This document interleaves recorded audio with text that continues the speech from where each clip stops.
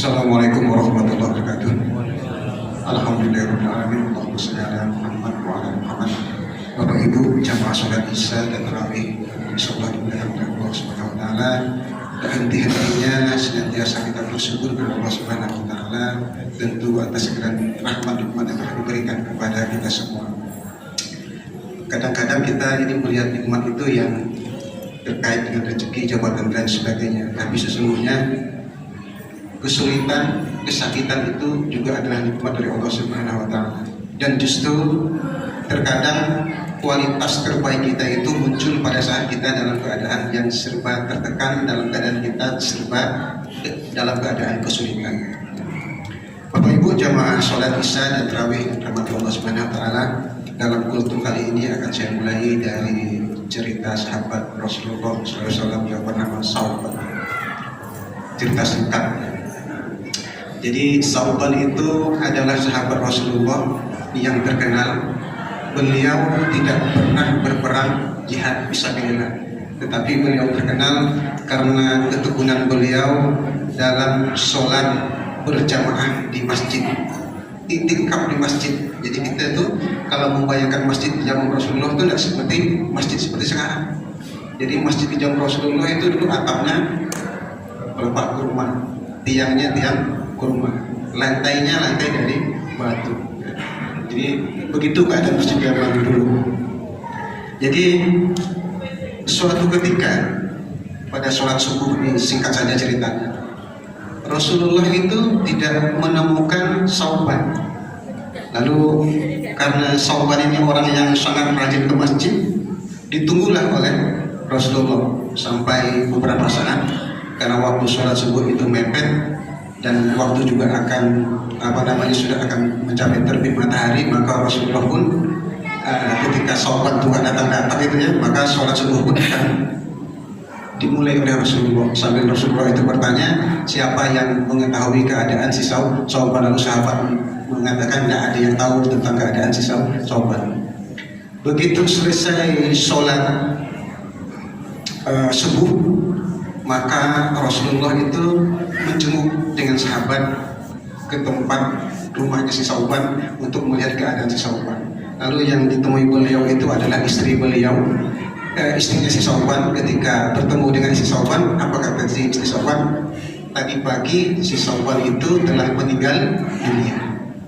Singkat ceritanya begitu. Lalu Rasulullah itu bertanya, apakah ada keadaan yang luar biasa ketika si Sauban meninggal dunia? Kata Rasulullah bertanya kepada istri Sauban. Kata istri Sauban, enggak ada Rasulullah, enggak ada yang istimewa. Kematiannya itu biasa-biasa saja. Cuma kata istri Rasulullah, kata istri si Sauban, dia tuh enggak paham. Ada 3 kalimat itu yang keluar dari mulut si Sauban itu ketika dia sakaratul maut. Yang pertama itu kata istri si Sauban itu, mengapa kurang jauh? Yang pertama. Yang kedua, mengapa bukan yang baru? Yang ketiga, mengapa tidak semuanya? Itu yang ditanyakan oleh istri si Sauban itu kepada Rasulullah. Lalu Rasulullah tersenyum, maka turun berita dari langit. Kata Rasulullah, yang pertama itu, kalimat yang pertama itu diucapkan si Sauban itu ketika sakaratul maut itu kan diperlihatkan. Ya, diperlihatkan itu amal ibadah kita, diperlihatkan imbalan-imbalan dari ibadah kita. Maka ketika dia yang pertama itu mengucap yang pertama, dia itu melihat imbalan kebaikan yang diperoleh Sauban itu yang diperlihatkan ketika dia sakaratul maut, ketika dia menuju masjid.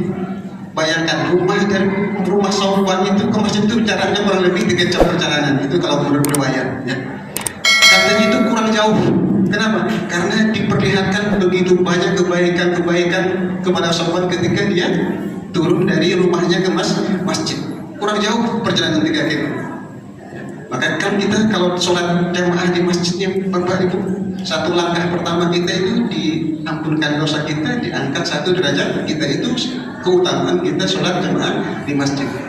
Kemudian yang kedua, kenapa yang tidak yang baru? Kata si Sauban.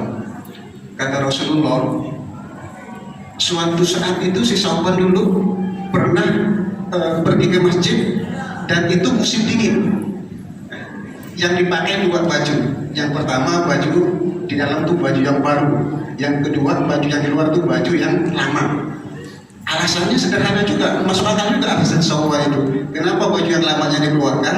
Karena kan dalam perjalanan itu ada debu. Jadi kalau dia debu maka nanti baju yang lama dilepas, maka yang ketika dipakai pada saat sholat baju yang baru. Di dalam perjalanan dia ketemu dengan orang itu yang menggigil kedinginan, maka dikeluarkanlah bajunya yang lama itu, yang di lapisan pertama. Bayangkan, yang disedekahkannya itu baju yang lama, baju yang baru itu tidak disedekahkannya.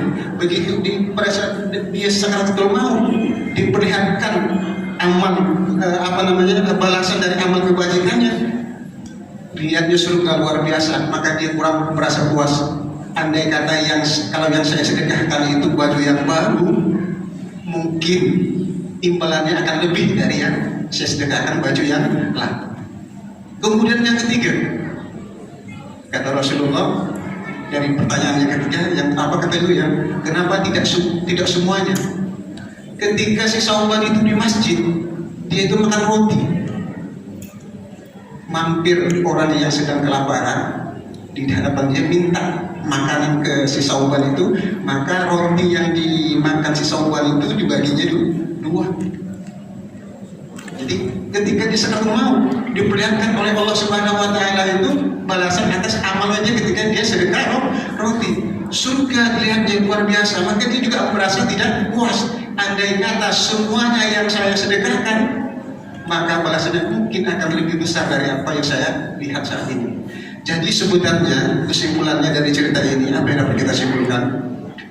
Sauban itu bukan tidak melakukan suatu perbuatan, tidak, tetapi dia merasa kurang optimal dalam melakukan ibadah. Jadi oleh karena itu dalam kesempatan yang baik ini, mari kita optimalkan ibadah kita di bulan Ramadan ini untuk mencapai pengampunan Allah Subhanahu Wa Taala, untuk menggapai rahmat Allah Subhanahu Wa Taala. Bagaimana caranya? Yang pertama, ya, untuk mengoptimalkan kita ini agar kita dapat melakukan ibadah di bulan Ramadan ini.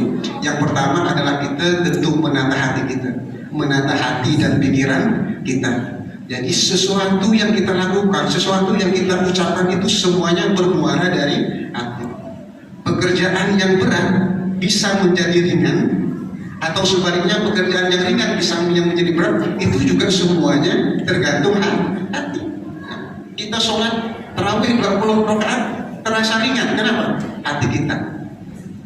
Mungkin sholat tarawih 8 rakaat cukup, atau mungkin juga sudah berat, ya.